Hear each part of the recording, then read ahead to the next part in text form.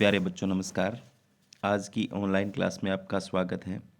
प्यारे बच्चों, आज हम कक्षा 8 विज्ञान विषय में अध्याय 18 वायु तथा जल प्रदूषण के महत्वपूर्ण एमसीक्यू करने वाले हैं। जो बच्चे चैनल पर नए हैं या जिन बच्चों ने अभी तक चैनल को सब्सक्राइब नहीं किया, सब्सक्राइब कर लें, लाइक कर दें और शेयर कर दें। शुरू करते हैं आज की क्लास का पहला प्रश्न। वायु में नाइट्रोजन कितने प्रतिशत है? तो प्यारे बच्चों, वायु के अंदर मैं आपको बता देता हूँ 78% नाइट्रोजन होती है, 21% ऑक्सीजन होती है और 1% में अन्य गैसें आती हैं। तो यहाँ पर ऑप्शन क्या हो जाएगा? ख हो जाएगा। नाइट्रोजन के बारे में पूछा है तो कितनी है? 78% होती है। आगे चलते हैं नेक्स्ट। जब वायु अनचाहे पदार्थों के द्वारा सजीव और निर्जीव को संदूषित करते हैं तो उन्हें क्या कहते हैं? देखो, जब वायु अनचाहे पदार्थों के द्वारा सजीव और निर्जीव को संदूषित करते हैं तो उन्हें क्या कहते हैं? जब वायु अनचाहे पदार्थों के द्वारा सजीव और निर्जीव को संदूषित करते तो उन्हें क्या कहेंगे?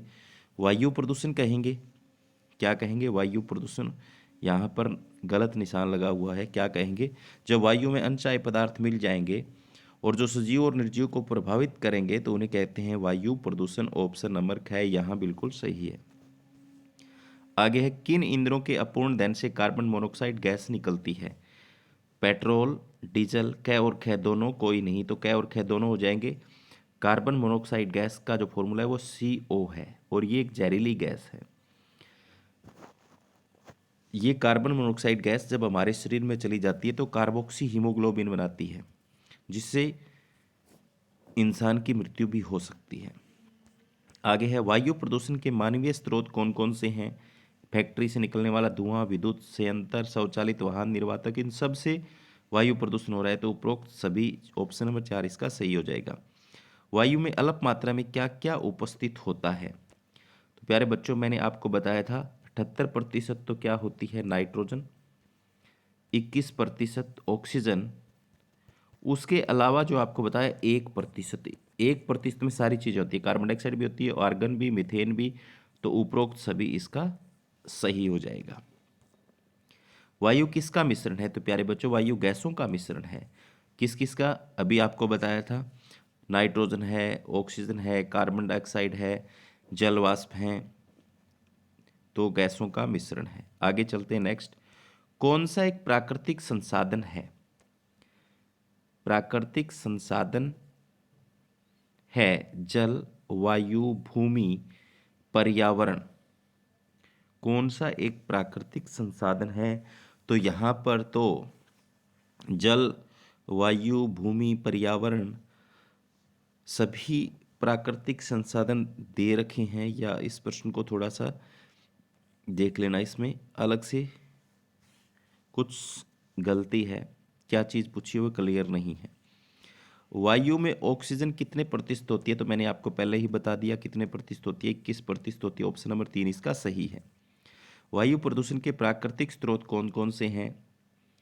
ज्वालामुखी का फटना, उससे भी वायु प्रदूषण होता है। वन में लगी आग से उठा धुआं, उससे भी वायु प्रदूषण, मिट्टी से भी। तो उपरोक्त सभी इसका राइट आंसर हो जाएगा। आगे चलते हैं। मानवीय न्यायालय द्वारा कौन कौन से उद्योगों को स्वच्छ ईंधनों का उपयोग करने के आदेश दिए गए हैं? तो CNG संपीड़ित प्राकृतिक गैस, LPG द्रवित पेट्रोलियम गैस, क और ख दोनों। तो इन दोनों के उपयोग के आदेश दिए गए, तो ऑप्शन नंबर 3 इसका सही है। क्लोरोफ्लोरोकार्बन का उपयोग कहाँ किया जाता है? रेफ्रिजरेटरों में, एयर कंडीशनरों में, एरोसोल फुहार में, इन तीनों में होता है। तो उपरोक्त सभी में किया जाता है। धूम कोहरे से कौन कौन से रोग होते हैं? तो दमा, खांसी, सांस लेने में तकलीफ, ये तीनों ही होते हैं। तो उपरोक्त सभी इसका सही हो जाएगा। वायु प्रदूषकों तथा कोहरे के संयोग से क्या बनता है? तो धूम कोहरा बनता है। वायु प्रदूषकों तथा कोहरे के संयोग से धूम कोहरा बनता है। ऑप्शन नंबर 1 इसका सही है। विद्युत संयंत्रों में कोयले के दहन से कौन सी गैस उत्पन्न होती है? विद्युत संयंत्रों में कोयले के दहन से कौन सी गैस उत्पन्न होती है? Nitrogen, sulphur dioxide, oxygen, carbon monoxide. तो सल्फर डाइऑक्साइड गैस उत्पन्न होती है। आगे चलते हैं नेक्स्ट। वायुमंडल में उपस्थित गैसें जलवाष्प से क्रिया करके कौन से अम्ल बनाती हैं? सल्फ्यूरिक अम्ल भी बनता है, नाइट्रिक अम्ल भी बनता है। तो क और ख दोनों। ऑप्शन नंबर 3 इसका सही है। किसके द्वारा वायुमंडल की ओजोन परत क्षतिग्रस्त हो जाती है? तो हमने पढ़ा था अभी एयर कंडीशन में, एरोसोल फुहार में, रेफ्रिजरेटर में क्या पाया जाता है? CFCS क्लोरोफ्लोरोकार्बन्स पाया जाता है। तो ऑप्शन नंबर 2 इसका सही है, जो ओजोन परत को नुकसान पहुंचा रहा है। गैसीय प्रदूषकों के प्रमुख स्रोत कौन से हैं? Sulphur dioxide, nitrogen dioxide, petroleum परीक्षणशालाएं। तो ये उपरोक्त सभी इसका सही हो जाएगा। सारे गैसीय प्रदूषक हैं जो वायु को प्रदूषित करते हैं। कौन सी गैस रुधिर में ऑक्सीजन वाहक क्षमता को बढ़ा देती है? तो मैंने आपको बताया था अभी, carbon monoxide gas. Carbon monoxide gas यानी CO गैस हमारे रक्त के अंदर, खून के अंदर ऑक्सीजन के जोड़ने की क्षमता को बढ़ा देती है। आगे है, कौन सी गैसें विश्व उष्णन में अपना योगदान देती है? तो मीथेन भी, नाइट्रस ऑक्साइड भी, जलवाष्प भी, सारे देते हैं। तो उपरोक्त सभी इसका सही हो जाएगा। 1985 में गंगा नदी को बचाने के लिए कौन सी परियोजना आरंभ की गई? तो गंगा कार्य परियोजना आरंभ की गई। ऑप्शन नंबर 1 इसका बिल्कुल सही है। औद्योगिक इकाइयां हानिकारक रसायनों को कहां पर प्रभावित करती है? नदियों में, नालों में, क और ख दोनों में। तो क और ख दोनों में, नदियों नालों दोनों में। आगे है, औद्योगिक इकाइयां कौन कौन सी हैं? उर्वरक की फैक्ट्री भी है, अपमार्जक की भी है, चरम तथा पेंट की फैक्ट्रियां भी। तो उपरोक्त सभी इसका सही आंसर हो जाएगा। जल को प्रदूषित करने वाले पदार्थ कौन कौन से हैं? तो वायु मल से भी होता है, विषैले रसायन से भी होता है, गाद से भी होता है। तो उपरोक्त सभी जल को प्रदूषित करने वाले कारक हैं। वायुमंडल के औसत तापमान में निरंतर वृद्धि को क्या कहते हैं? तो प्यारे बच्चों से कहते हैं विश्व उष्णन कहते हैं। तो आगे है, पौधे प्रकाश संश्लेषण के लिए वायुमंडल से किस गैस का उपयोग करते हैं? तो प्रकाश संश्लेषण के लिए पौधे कार्बन डाइऑक्साइड गैस वायुमंडल से लेते हैं। ऑप्शन नंबर 1 इसका सही है।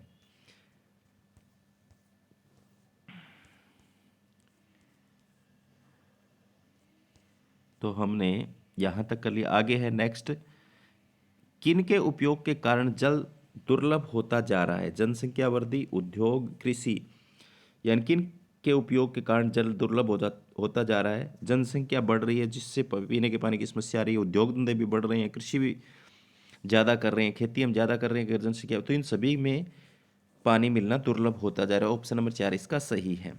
कानपुर में कितनी औद्योगिक इकाइयाँ हैं? तो कानपुर के अंदर 5000 औद्योगिक इकाइयाँ हैं, फैक्ट्रियाँ हैं। आगे चलते हैं नेक्स्ट, जल को बचाने का हमारा मूल मंत्र कौन सा है? कम उपयोग, पुनः उपयोग, पुनः चक्रण। तो उपरोक्त सभी हमारा जल को बचाने का मूल मंत्र है। सैंदूषित जल से कौन कौन से रोग हो सकते हैं? हैजा, म्यादी बुखार, पीलिया। तो उपरोक्त सभी सैंदूषित पानी पीने से हो सकते हैं। तो आगे है, वाहित मल द्वारा सैंदूषित जल में क्या पैदा हो जाते हैं? जीवाणु, वायरस, कवक तथा परजीवी। तो उपरोक्त सभी। तो प्यारे बच्चों, ये थे अध्याय 18 वायु तथा जल का प्रदूषण के कुछ महत्वपूर्ण MCQ। आप इनको अच्छे से देखना, कॉपी में लिखना और याद करना। धन्यवाद।